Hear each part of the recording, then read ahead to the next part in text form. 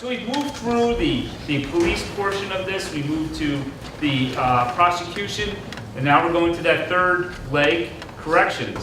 What do you do with a terrorist that's in jail? And is it different than other prisoners? So I'd like to introduce Superintendent Michael Capper, who's going to have some discussion about the prison aspect to it. I'm going to try to block some of the sunlight too.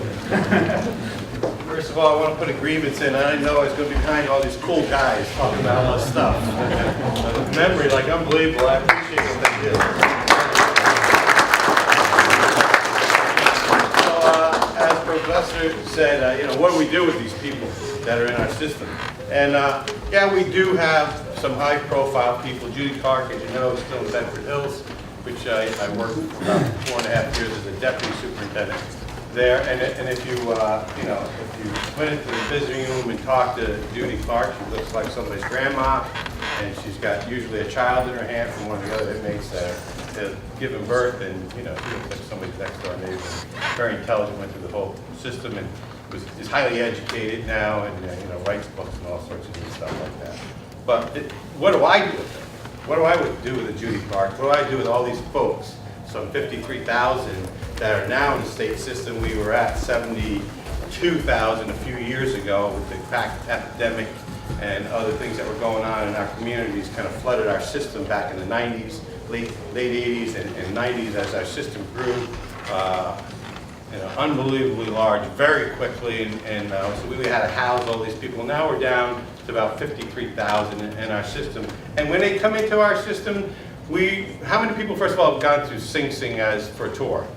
Okay, so some of you have seen a little bit what we do, but they go through a reception center first. So we have all the information that all these brilliant minds here have already collected. We have a captured audience, we have this person in front of us, and we pretty much know their whole background, as much as we can know, based on law enforcement.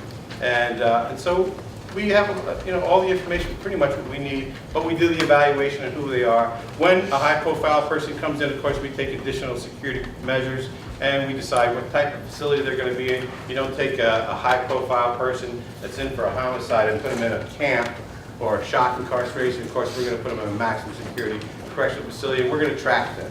So there's a number of different organizations within our organization that keep an eye on these people on a daily basis. It's central monitoring control. So they pretty much don't leave anywhere without somebody knowing exactly where they are at all times.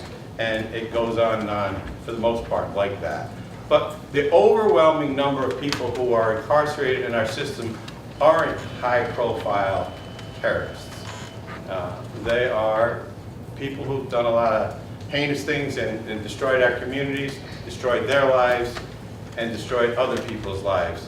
And it's my job, I say mine as a whole, to put these, for me, 1,700 broken pieces back together again, so when you get them, and by the way, you will get them for the most part, except for people that are doing 75 to life, 95% of the people who are incarcerated in the New York State prison system are going home, and they're going to be your neighbors.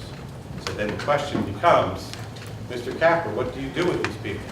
Do I put them in a cell and leave them there for 15 years, and at the end there's 25 years until they deteriorate mentally, and I leave them, and then I have to give them back to you, and how do you get them back, right? How do you get them back? So it's a whole new process. I have to put away. I have the information, but I have to put away that end of this law enforcement entity into what now I have to do. My charge in my business is to put these broken pieces back together again. How do I do that? Any ideas, by the way? Anybody? Any thoughts? How do I get into it? Yes, sir. Education. We educate them. How high do we educate them, by the way? So they can become employed. 43% of the people who are paroled in New York State leave state incarceration without a GED. Not good. Have you heard about higher education in our system? It's a big political issue. I mean, with a bunch of people. Something that, you know, there's an argument. There's always an argument one way or the other. I've seen it in my world. I'm not voting one way or the other, but I've seen the people who are educated in my system, how well they do as they're incarcerated. Why? Because people that are incarcerated, after a period of time, the process of them committing these crimes has to stop because we don't allow it. The gangbangers, we have a zero tolerance. New York State has a zero tolerance. New York State Docs has a zero tolerance on, for instance, gang affiliation. If you are a gangbanger, if you in your notebook carrying around, if you write a gang insignia on your notebook, we'll confine you to your cell. That's how hardcore we are. Opposite of maybe what California does, which just recognizes them and puts them in a certain housing unit. We don't acknowledge that at all. We know we have our intelligence gatherers, and my facility, like most facilities, has a crisis intervention unit, which is my intelligence gathering group. One of the guys here today, Officer Davis, right there, one of my top-notch cops that's inside the joint. He's always tracking my gang intel guys, and they feed me information every day, which goes to my tactical guys. So they may be getting a knock on their cell at 5 o'clock in the morning if I know that there are a bunch of guys up to something. And there's always something that's going on in a big facility like mine. And all the facilities in New York State, it's just up to us to keep on top of it. It's like a mini city that keeps moving. But my focus is to put them back together again. Educationally is one of them. Psychological treatment for many of them. Right now, I'm about 19% as far as those inmates who are under an OMH, Office of Mental Health, caseload. It's about 19%. In other facilities like Bedford Hills, for instance, it's over 50%. So what do you do with these people? They need to be treated, right? And so that's another cost, those professionals from OMH. Physical ailments. You know, I have 6 doctors on my staff. And if you see Doc's vans, you'll see them out all over the place. I'm transporting people all over the state of New York every day. If you go to a specialist, Westchester Medical Center, all the different hospitals that are right around here. So we provide all these services, and we provide a certain amount of structure. Because many of these people just, for whatever reason, and you get into your psychological, bag, because that's really what it's all about. What is norm? What is normal? For most of us, normal is get up, go to work, come home, go to bed. Fill in the blanks with, the rest of the stuff, but it's not the norm for most of the people who are incarcerated. Was not their norm. They were on their own track, doing their own thing with no structure. So part of what we do, obviously, is provide some structure. And it's not the sexiest job in the world, by the way. My cops, I call them my cops, in corrections don't get a lot of accolades because nobody knows what happens behind the walls. Nobody knows I have a cutting or two every other week. I have all these drugs that are going on. I have a little drug task force of my own inside the prison system. And nobody knows that because nobody really wants to know about it because we are in a system that's already taken these people out of society and placed them in this subculture called New York State prison system or in prison system at large in the country. And so what we really have to do is, as we look at these guys, we've got to concentrate on the end result, the bigger picture. And the bigger picture is what? Somebody mentioned it before, recidivism. How do you get them back? And my report card, so to speak, is how low can I get that recidivism? So what can I do to get into the mind of that person, press the right buttons, and so they don't continue to have the same thought process as they once did when they were out on the street committing the crimes that they committed. And the second part of that is, how will society view those measures that I'm taking? For instance, education. It's right, probably, well, maybe not in this room, but in a bigger forum, you're going to have people screaming over the aisles about education, am I right? Of course, it's money. What's the number one complaint? If I can't afford to put my kids in school, why you said my kid didn't have to commit a crime?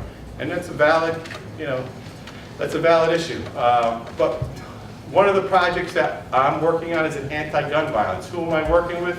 11 guys that took somebody else's life. Now, I come from a whole family of cops. One of the agents here is, we were talking earlier with my brother Jim, just retired as director of the DEA. And so, just like the rest of the FBI, DEA, detectives, you guys talk about your business. I tell them what I'm doing. They want to throw me out the door. Because we are liberal.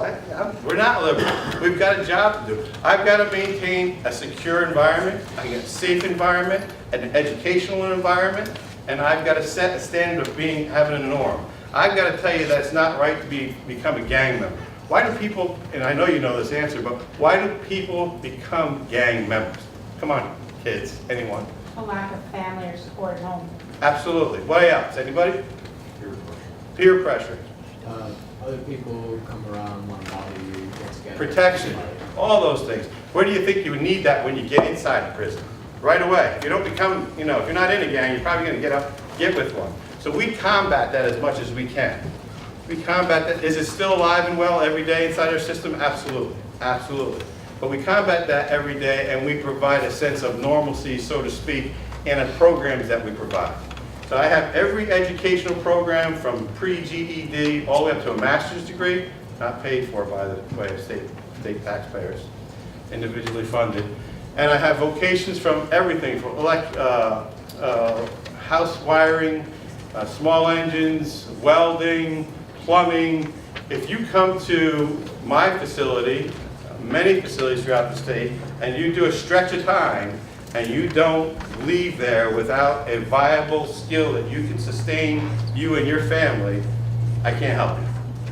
There's only so much we can do, right? There's only so much you can do to get inside a human being's brain to say, what can we do to stop you from thinking the way you think? I have over 400 volunteers that come into my facility every single week. Volunteers, people that come in, volunteer their time. Everything from yoga, don't beat me up, to all sorts of religious types of activities. But it brings a sense of normalcy. It brings a sense of you're not a convict, you're a human being that is a convicted felon, and we're going to try to get you to think like a normal human being, whatever that normal thing means, right?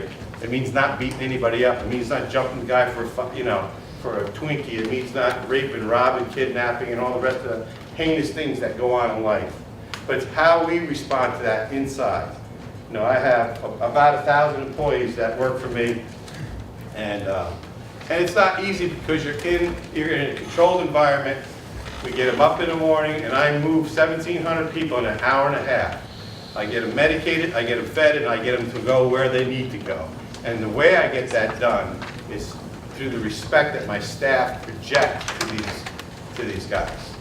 It's a communication level, it's a commonality of understanding that there is going to be some control, there is going to be consequences for bad actions, and the norm is to do what you're supposed to do, otherwise you will be confined. In other words, inside my system is like being in the city. Everybody's out all day, all night, to about 10 o'clock at night, they're doing something. They have to do something for 2 modules a day, meaning morning and afternoon, or afternoon and evening. And when you're not doing, then you have a free module. So it sounds a little, it sounds like a camp. It's not a camp, because we're very closely monitoring these guys. But if you're doing what you're supposed to be doing, you are free to do some of these things. Choose a vocation, choose an exercise pattern, choose, go to the library. There's things that you can choose to do. If you don't, we can find you. And there's systems in New York State correction law tells us what we can and can't do when it comes to confining somebody to their cell, and whether or not what they did, how egregious that issue was. I had a guy in my honor block, which we give him a lot more, commits a homicide inside my prison 4 years ago, and comes up and tells the officer, yeah, that guy really pissed me off, here's the blade, he's dead down there. So, and that was in my honor block. So will bad things happen? Unfortunately, they do happen. They don't happen that often because we kind of stay on top of things as much as possible. But can we do, when you're dealing with human beings, can you predict everything a human being could and would do? Well, if you said yes, then we could all hang up our shields and go home, because that'd be a beautiful thing.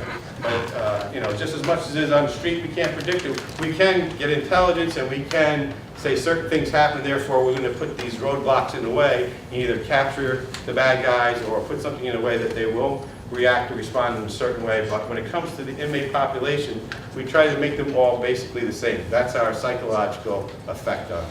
If you're doing well, you get treated well. If you're doing bad, you're going to get confined. So there's a lot that goes into it. I mean, we have members of my agency that are from the Office of Special Investigation. Prior, it was known as the Inspector General's office not too long ago, just changed. And some of those members work with a lot of the task force that are out there now, FBI and DEA and a lot of other, because we do have a lot of people who are considered terrorists, obviously in my state system, in our state system, and we're very much influential in a lot of bad things that happen in the community. We have a phone system, and we have a lot of ways to monitor the inmate population. And that end of our business is very good at what they do. And so, on a daily basis, as I say, in a nutshell, my job is to take these 1,700 broken pieces, they're all the different mechanisms that I have in front of me, and put them back together again, so when you get them, they don't continue to act the way they did when I first got them. So I'll leave you with that. Thank you very much.